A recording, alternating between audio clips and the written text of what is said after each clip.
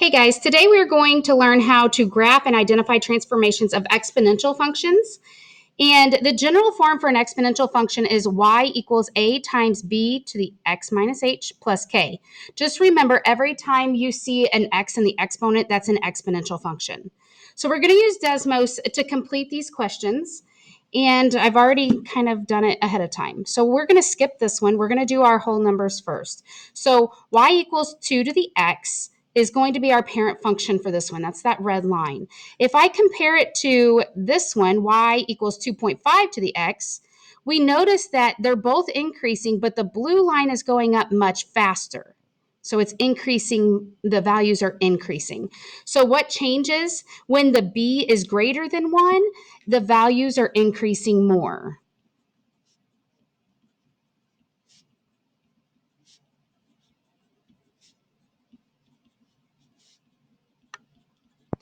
And then when we look at when it's less than 1, so to compare this one, it was the y equals 3/4 to the x. Notice now that we are decreasing instead of increasing. So if it's 3/4, if it's less than 1, so any kind of a fraction, you're seeing that it is decreasing. So the values are decreasing.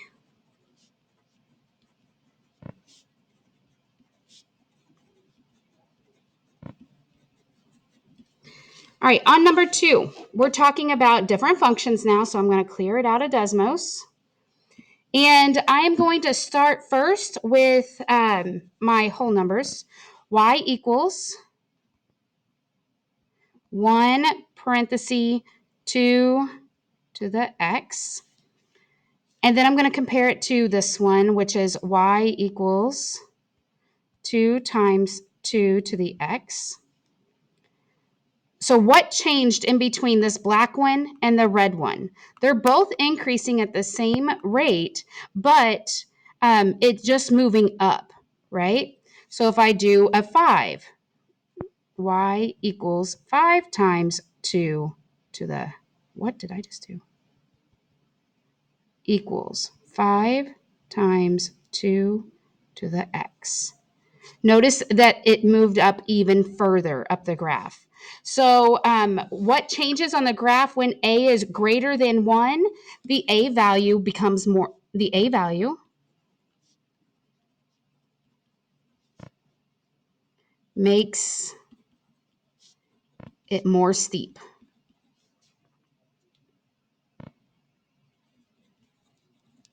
Since it's more steep, it's moving up the graph. So when we are looking at it, the decimals, when it's less than 1, y equals 0.1 times 2 to the x. Notice this green line here, it makes it a lot flatter and it increases much slower. So when it's less than 1, it's less steep. So the a value, when it's less than 1, it's less steep. Like the flatter part is longer is what that means. And I'm just going to put it's flatter so you can remember that. All right, so the a value, it's talking about the slope, or not the slope, I'm sorry. It's talking about how steep the line is, and it's just moving it up and down on that y-axis. All right, when we look at number 3, by the way, let's go back to that. The a value is the number in front of the thing in the parentheses. These are my a values, according to the equation up here. So when I look at number 3, when the a value becomes negative, let's see what happens when the a value is negative. So when we have a positive, that's what it looks like. So y equals -1 times 2 to the x. So when the a value is negative, just like when it was linear, it's reflecting across this x-axis. I think it's a lot easier to see in exponential because it does look like a mirror image, whereas in the linear, it made it go uphill to downhill. So I think it's so much easier to see it here. So we're going to say reflects across the x-axis. All right, so now when the transformation is happening within the parentheses next to the x, the general form h is being subtracted from x. So if we look back up here at our formula, normally this part right here is always subtracted. So that's part of the formula. So if it becomes, let's look at that. 2 to the parenthesis x minus 4, close your parenthesis. Comparing that to the parent function on this one is y equals 2 to the x. All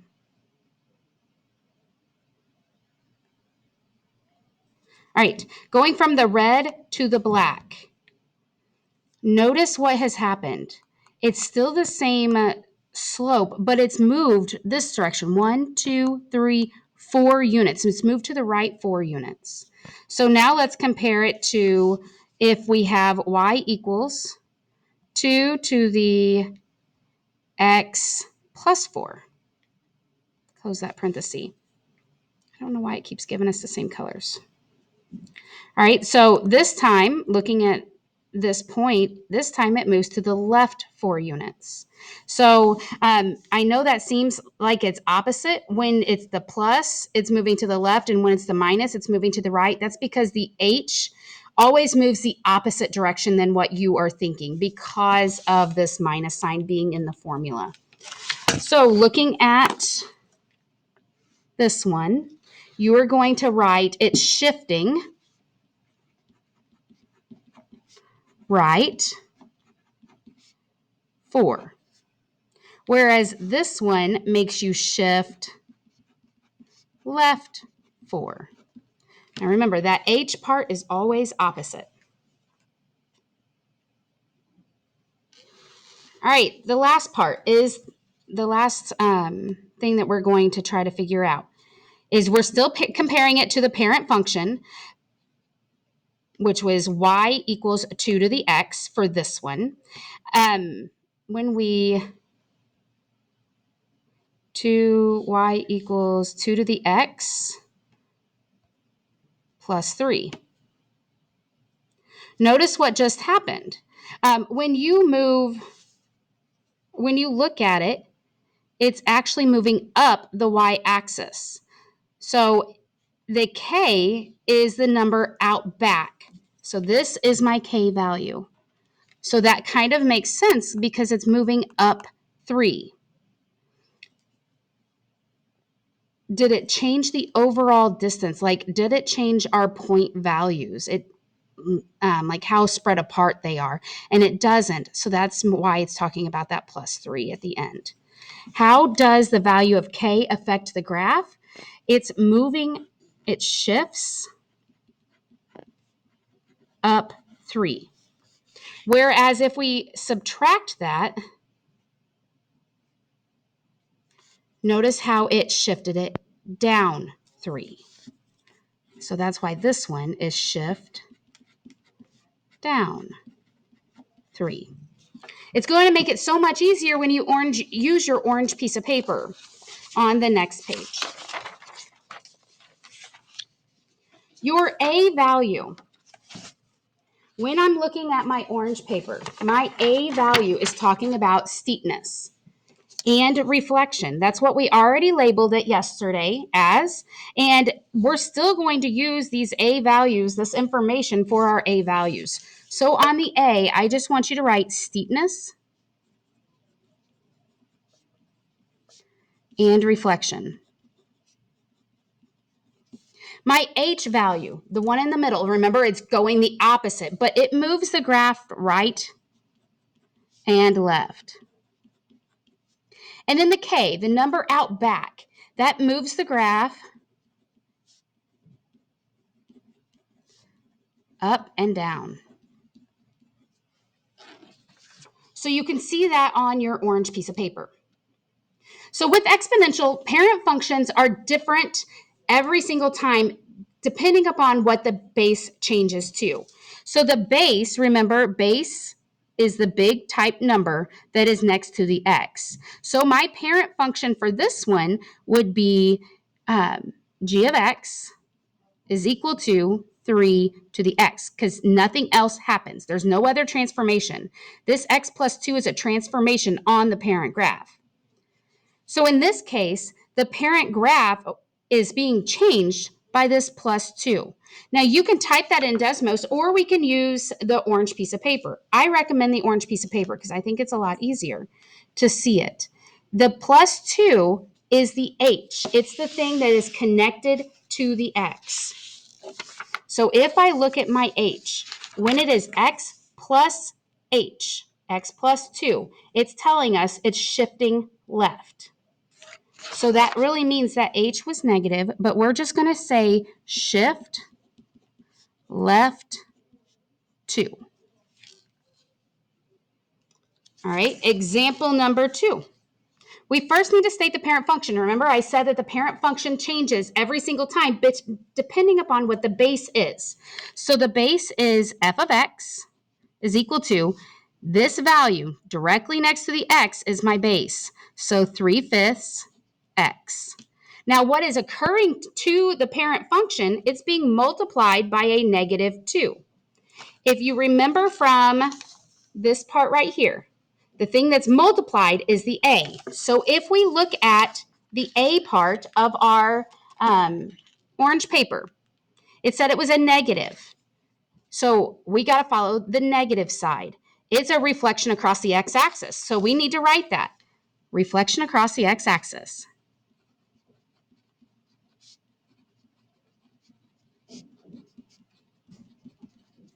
Then we have to take into account the 2. Is the 2 greater than 1, or is the 2 less than 1? If it's greater than 1, it's a vertical stretch. If it's less than 1, it's a vertical compression. We're just looking at the 2 because we already took care of that negative symbol right here.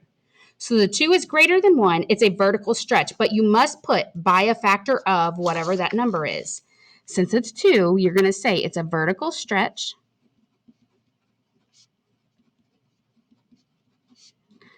by a factor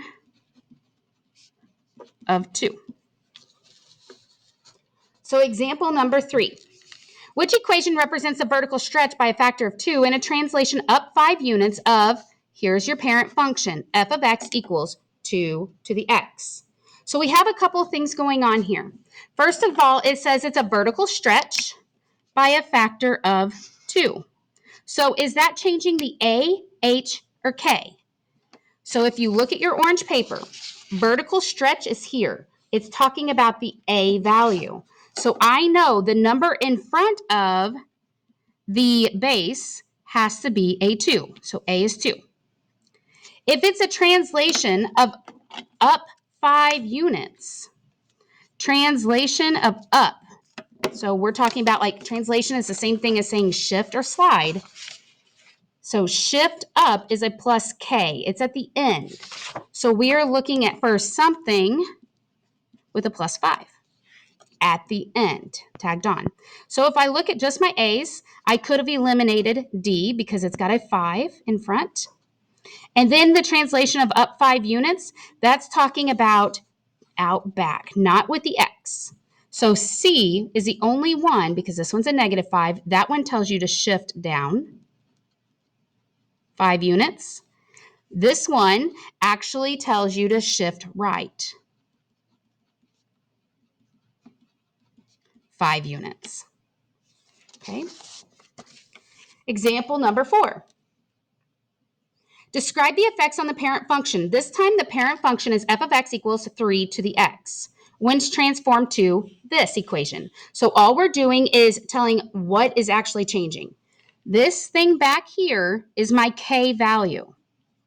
All right, so looking at my k value on my orange sheet, if it's a positive k, it's shifting up. If it's a negative k, you say shift down. In this case, it was a positive k. So I'm going to say shift up, and then that number is 2. So I'm going to go up 2 units. On part B, the 4 is being multiplied by my parent function. So that is the number in front of the parent function. So that's my A value. So if I look at my A, it's a positive A. So I'm going to follow the positive side. Now I need to decide, is that A greater than 1 or less than 1? It's a 4, so it's greater than 1. So that one would be a vertical stretch. So it's a vertical stretch by a factor of 4.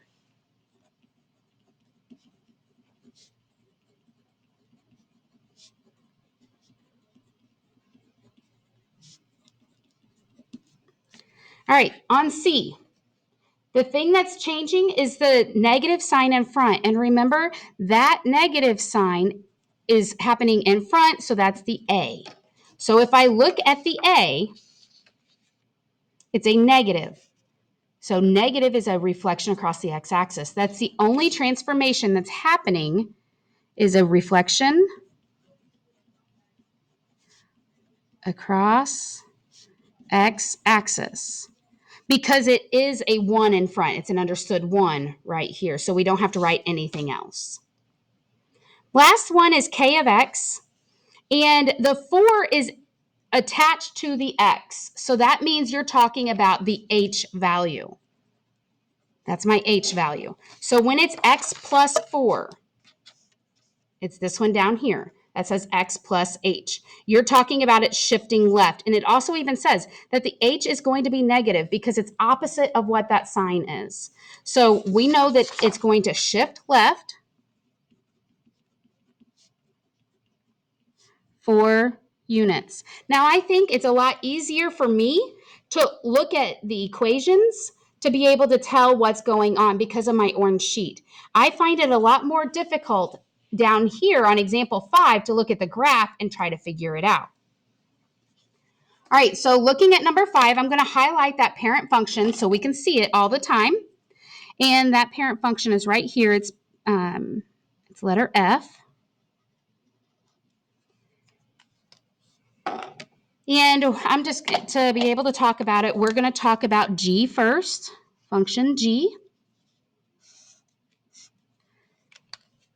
And the very first thing that I see is it's moving up the x, or moving up the y-intercept. So I know it's shifting up 3 units.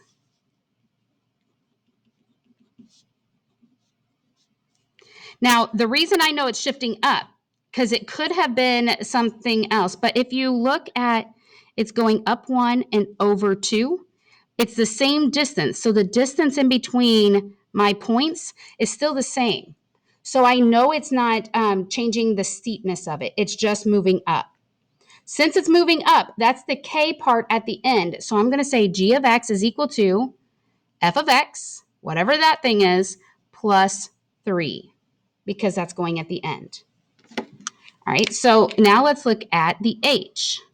That's this one. Let's first look at the distance in between the points. So this one, remember, was up 1 over 2. This one is up 1. Actually, that was up 1 over 1. My bad. I didn't look down here. Up 1 over 1. So it's still the same exact distance. But what did it do? It looks like it just shifted down 1, 2, 3.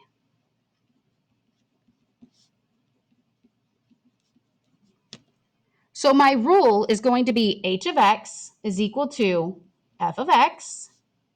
And then we went down 3. So down represents a minus sign, 3.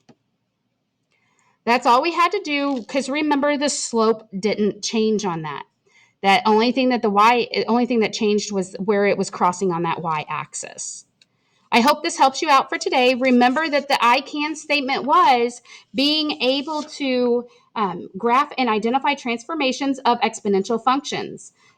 Go ahead and get started on your worksheet.